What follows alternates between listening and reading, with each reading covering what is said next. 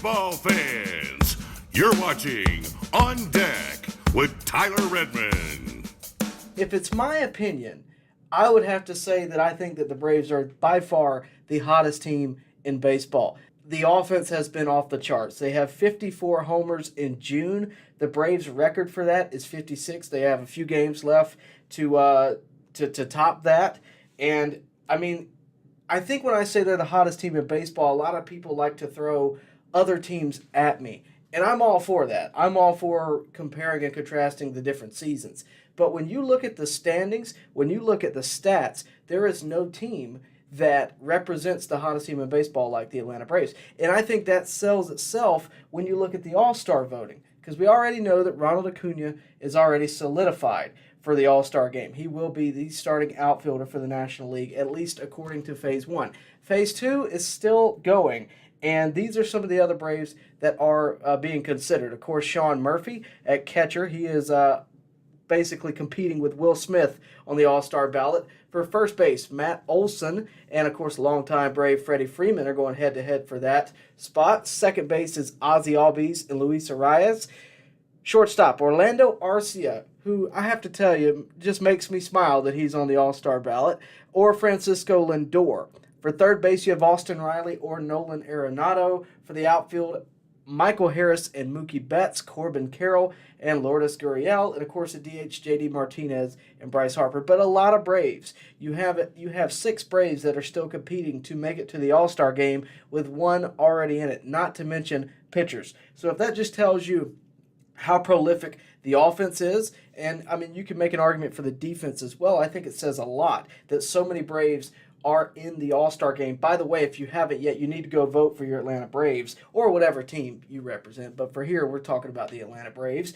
Also, tonight, I mean, if you needed any more proof about this offense, they hit 5 homers tonight before 10 batters had gone through the lineup. I think that says a lot, and I think we're going to see more examples like that as the season goes on.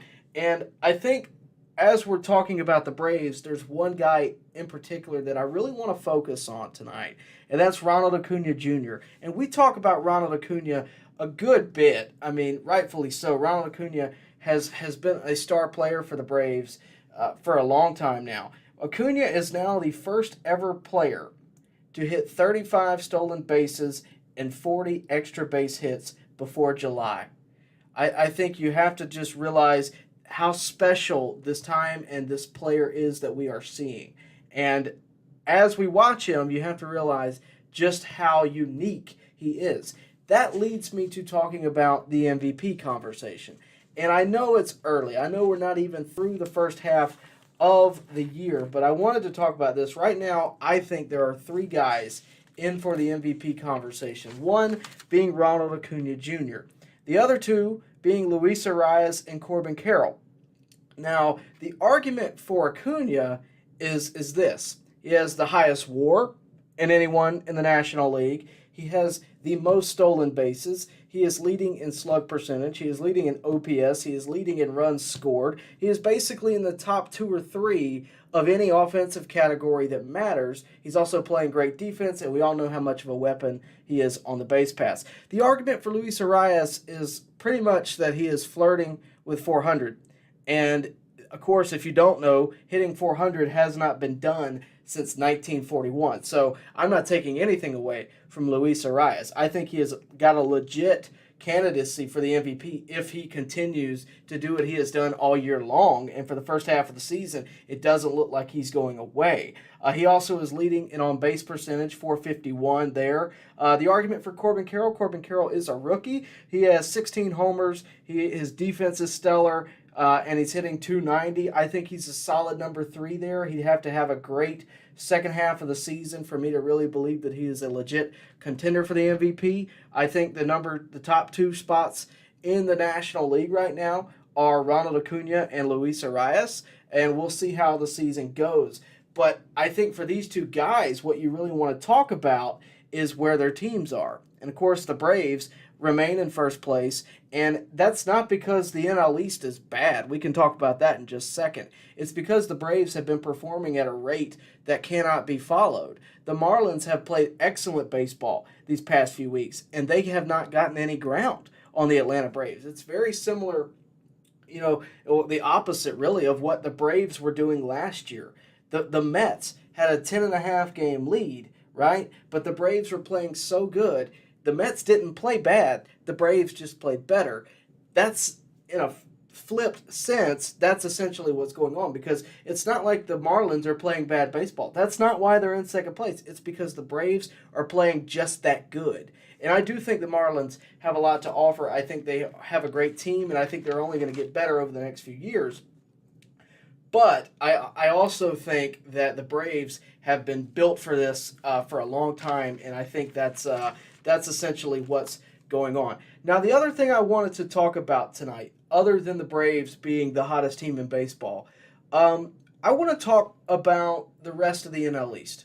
Because if you look at the NL East, and I wish I had the standings where I could just pull them up tonight, the standings say a lot because, and we're going to dig into this right now, the standings say a lot because not only are the Braves in first place, they have a 6.5 game lead over the Marlins. The Phillies, they have an 11 game lead over. The Mets, they have a 16 game lead over. And the Nationals have a 21.5 game lead over. Now, the reason I bring this up is simply because look at the different payrolls. So let's start with that. This is every payroll in Major League Baseball. Of course, there's a staggering, obvious what I'm going to right here. The Mets, number 1. Of course, the A's, number 30. Two very different teams there. The average is about $155 million, okay?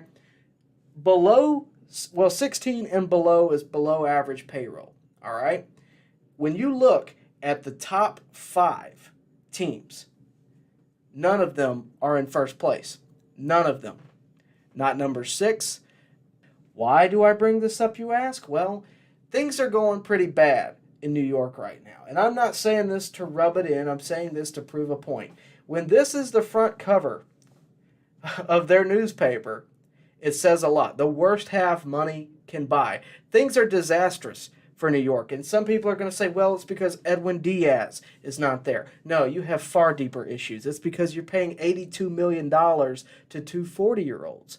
Now, a lot of people were worried when those two signed deals. Of course, I'm talking about Max Scherzer and Justin Verlander. A lot of Braves fans, a lot of fans in general, were a little bit worried, hey, the Mets really might make a move this year. They really may push it over the limit because they're bringing in these two guys that are just going to be on fire.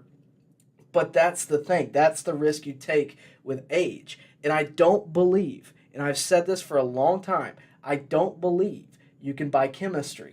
And if you don't believe me, take a look at the payroll again. Padres.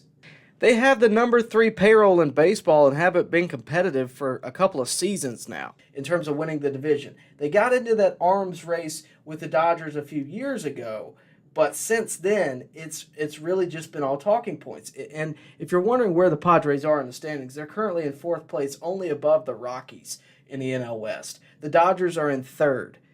The Giants, who are number 10, they're in 2nd place. Behind the Diamondbacks, payrolls do not always immediately spell out success. And I think a lot of fans that hear, oh, they got the biggest payroll in baseball, it doesn't necessarily translate to success. And one more I want to mention, the Tampa Bay Rays, who have the best record in baseball, and it's not close.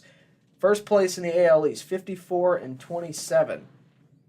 They're number 28th. They have the 3rd, if you want to call it, worst payroll in baseball. So again, it doesn't always, mean success when you have a big payroll. The Mets, I think, are learning that. The Phillies, I think, are learning that. And again, I'll say this, I don't believe you can buy chemistry. I think the Padres proved it. I think the Mets are in the process of proving it. And also, just because you have a big payroll, it doesn't mean you're going to, even if you are successful for a short time. I pointed out the Phillies. The Phillies were in the World Series last year. But where are they now? They're in 3rd place. Could they find themselves in the postseason later this year? Sure. Could they find themselves in the World Series later this year? Possibly. But it doesn't spell out long-term success. and guaranteed success. What does spell out long-term success, and I would even say guaranteed success, is what the Braves have done, because they're not dependent on one player. Bryce Harper, Justin Verlander, Max Scherzer, they're not dependent on those guys because they have a unit. And if you need proof of that, look at what the Braves have dealt with this season and look at how easy it seems they've done it. They are out Max Fried and Kyle Wright. And to some teams, that might not sound like much. But to any Braves fan, they will tell you Max Fried, at least, is the ace of the team. Kyle Wright, arguably number 2. Definitely in the starting 5 without a doubt. They're down those 2 pitchers, and they've been able to have the best record in the National League East. Not only that, they've been able to have the best record in the National League, period. And that's largely due to the offense, overcoming any pitching struggles they may have. I'll give you that. But they have been able to rely on other guys to perform when those guys can't. And I think it says a lot about them. Baseball fans, make sure you like and share this video and subscribe to this channel. As always, thank you for your support.